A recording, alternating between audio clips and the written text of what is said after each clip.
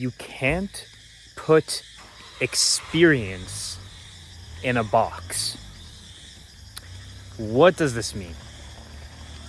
So, oftentimes, we have a reference to how experience has been in the past, or we have a desire to attain a certain emotion through a certain experience. So let me give you guys an example. Let's say you played video games one time, okay, and you felt good doing it. Let's say you went on a date one time and you felt really good and comfortable doing it.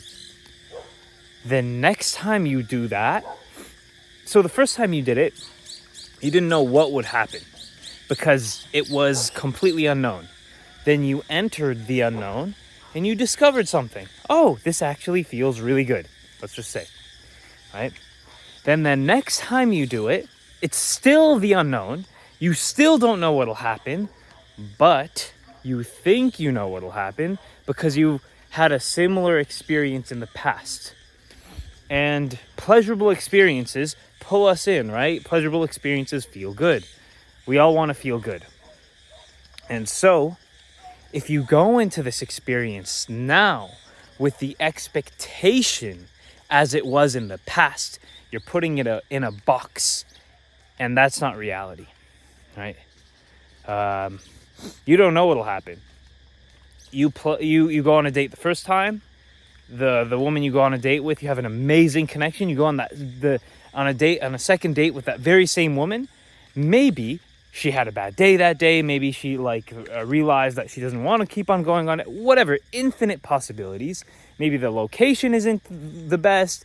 Maybe you're not in a good mood. Maybe you have other things in the back of your mind. Right? The second date will be very different than the first. Will be different than the third, than the fourth, than the fifth. For the rest of every single moment is different than the past moment.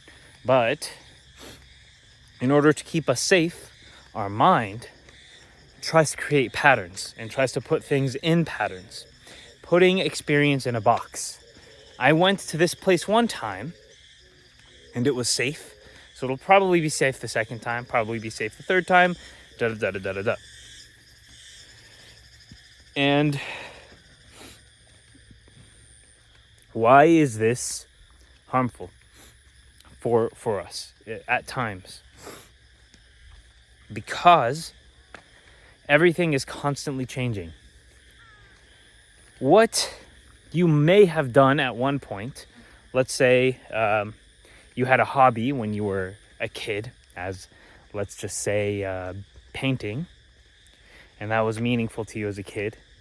As you grow up, you may have a shift in preference. Maybe as a kid, it was meaningful to you because you got praise from your parents and it was an outlet to your creativity, and that was really important. And, it was something you could improve on. And there were all of these reasons you really enjoyed painting. But let's say as you grow up, maybe you are more fascinated with logic. And all of a sudden, creativity is less important for you. And you actually get praise from your job. So you don't need praise from painting. And, you get better and better at, basketball. So you don't need. So anyways, your relationship to painting, your relationship to this activity changes.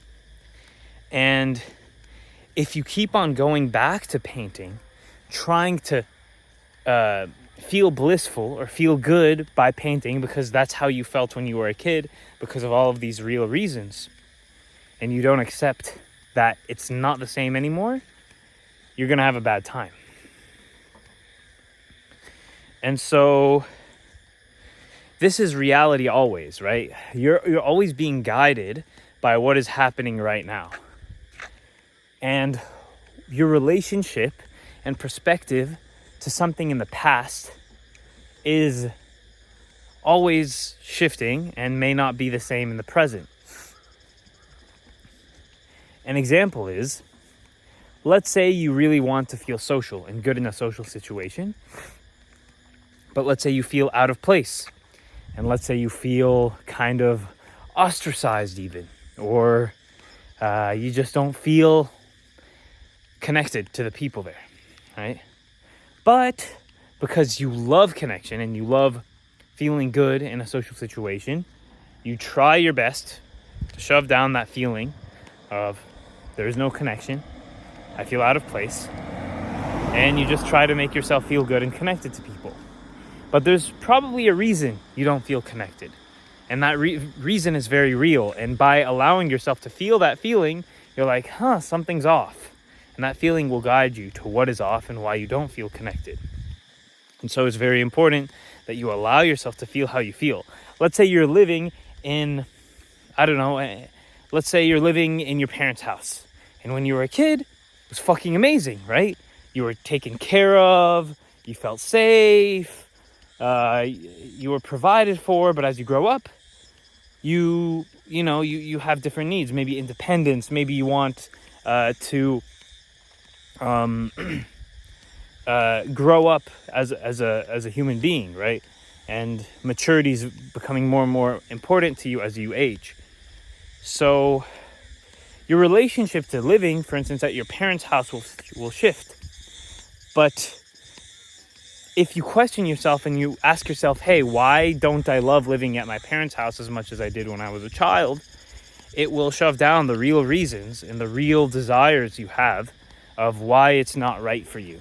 And this can be said for a job. Maybe you start a job a few years ago and it's perfect for you then. You need that job for your growth. You need that job for your confidence and for the lessons you'll learn in that job.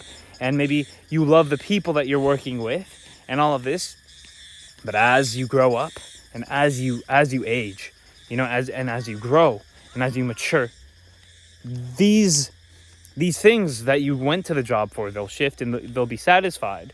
So like, let's say you start an apprenticeship with a master, and it takes you about a year, let's say, to learn everything he does.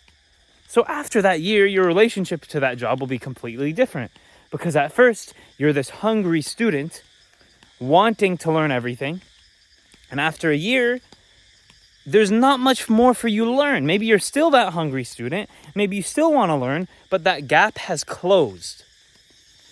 And maybe that gap of knowledge, the knowledge gap you had, is what drew you to that job in the first place.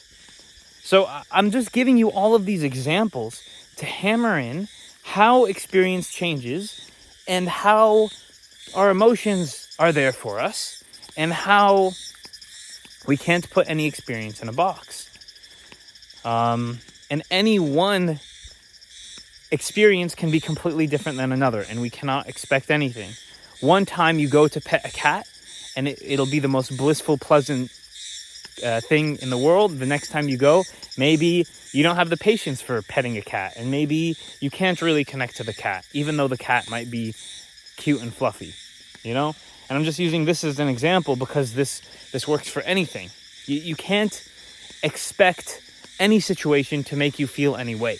And that's the truth of reality. And it's also the truth of people.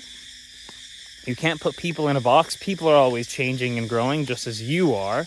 And you have your own desires. And you have your own likes and dislikes and way of being. And no one else can put a label on you. Maybe one day you really, really feel like teaching someone how to do something and taking responsibility. And the next day, you need a day for introversion. And you need a day to stay just in your room or on a walk or something. And you need the day to yourself. And maybe the next day, you're feeling really extroverted again. And then maybe the next day, you want to work really hard at your hobby or your job. And, it's a third completely different thing. And the next day, every single day is different. But when people put a box or a label on you, hey, you're the extroverted person. Hey, you're the introverted person. Hey, you're the person that likes to work really hard. Hey, you're the lazy person. No. Your feelings are always shifting. At one time, you're the hardworking person. The next day, you're the lazy person. One day, you're the introverted person. The next day, you're the extroverted person. And it has to do with the moment. And if, for instance, let's take this example with going to the gym. Some days you'll feel more energized to go to the gym. Some days you'll feel weaker and maybe more sluggish. And this is normal. And if you don't adapt to the way your body and naturally feels, you might burn out. If you push yourself too hard on the days you don't feel like your body can handle that, maybe you'll burn out faster.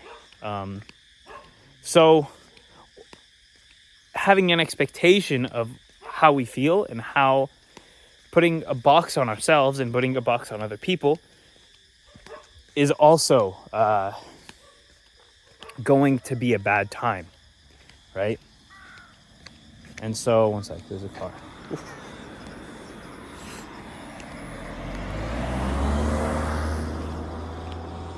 But the thing is, the world operates in this way, right? You click on a Sean YouTube video and you expect something, right? I don't know. You click on a PewDiePie and you expect, his goofy, wacky self. You click on Mr. Beast, you expect a Mr. Beast video, right? So expectation is ingrained into us, and there's that. But the reality is that we also don't always fulfill expectations. And yeah. And so an example is, I guess, with the YouTube videos, some videos of a certain channel you might really like and resonate with and feel inspired by, and others, especially with something kind of personal like this, like these YouTube videos, some videos you might find completely boring, and you might not connect to any of that. And that's completely normal, and that's completely normal for any TV show. For instance, for me, I have a few TV shows I like to watch, but I wait maybe a few months in between watching sessions, and then I binge it. And the reason for that is because there's periods of my life where I don't like to really watch any TV. And then there's a few days where I'm like, yes, I really, really feel open and connected to watching TV right now. And so I'm not, I'm not putting myself to any expectation of, oh, Sean likes to watch TV or Sean doesn't like to watch TV.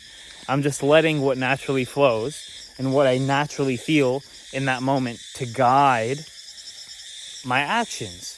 And I know that's like something super simple, like watching TV, okay? But you can apply that to anything.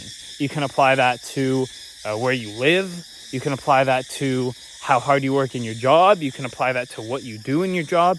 You can apply that to going to the gym, or what physical activities you even do, whether you go to the gym or play tennis or rock climb or do yoga or swim, or do boxing or, do Tai Chi, whatever. So it doesn't matter. Like there's so many different ways to express yourself physically, and maybe you'll get burnt out or exhausted from one, but that doesn't mean you don't want to do any physical activity. That just means that maybe what you genuinely need is a change or a shift, because maybe it got boring for you, or maybe you feel invigorated and energized to do something in a different environment. And so, and that would be benefit. Maybe your body needs that shift too, So our feelings are really, really accurate and incredibly wise to guide us. And when we put experience in a box, we don't allow the feelings that naturally come up to guide us. We don't allow these shifts in our life that need to happen to come up. And so, yeah, I just wanted to talk about that. And also, one more thing, when we put experience in a box, there's a ton of resistance to what actually is. And that resistance causes a lot of pain. So let's say I'm, in an ice skating rink and I'm really bored there, but I want to feel excited because I went to the ice skating rink to feel excited, let's just say. By resisting my boredom, I'm going to have a bad time. But if I accept the fact that I'm bored, then it will be a lot of more of a smooth experience, and I can actually act on that, right? I can be like, oh, I'm bored. Okay. well, let's stay here for a little bit. Maybe it's just I need to feel, I need to just get used to the environment. No, this boredom's staying. Yeah, I actually really don't fucking care about ice skating right now. And then I leave. And then I realize, oh, but I really do care about bowling. I don't know.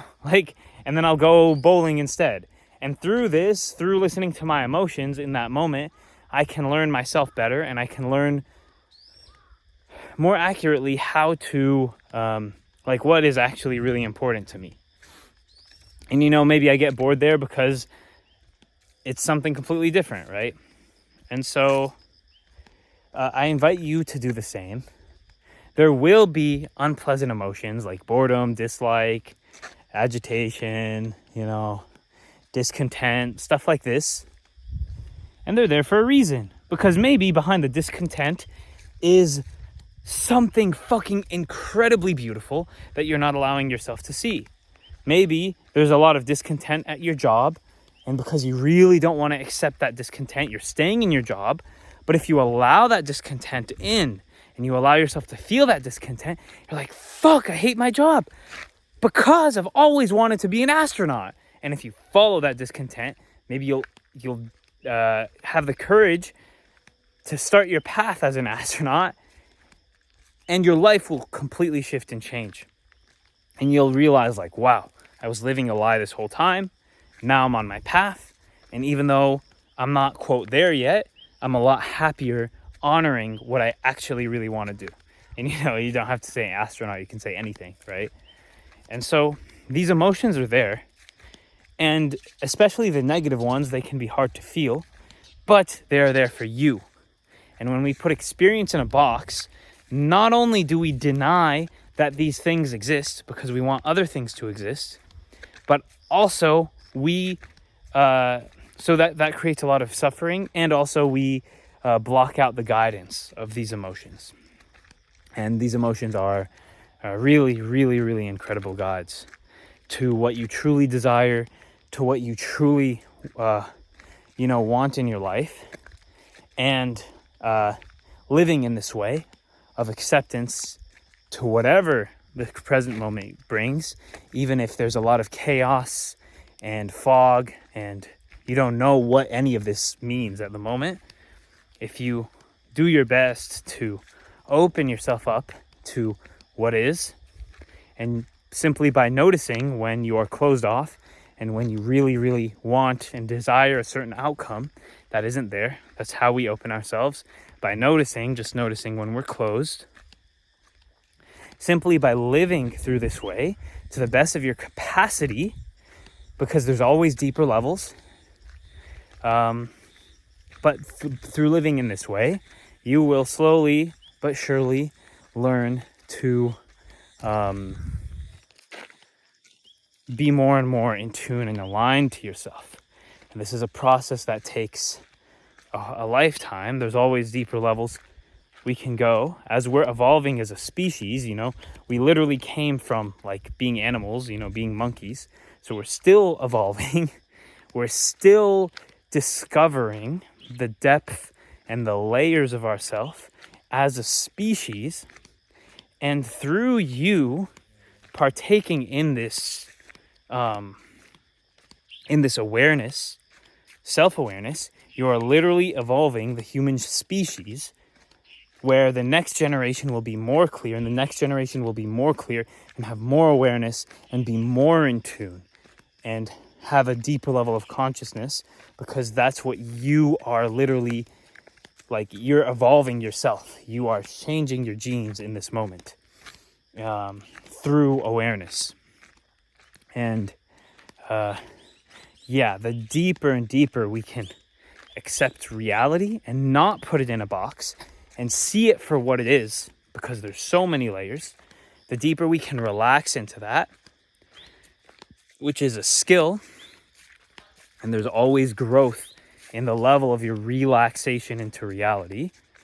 So the deeper and deeper we can do that, the more and more liberated we become, the more and more free we become, the more and more conscious we become, and the more and more happy and present and blissful we become overall. and the more in tune we become, the more connected we become. It's fucking incredible. And sometimes it can be very difficult. But it's always worth it in the end. So, reality in a box, that's there's so much to this, and I can't wait to talk about this again in a year when I've deepened my own understanding of this. But that's what I have to say about that right now. Love you guys. Peace.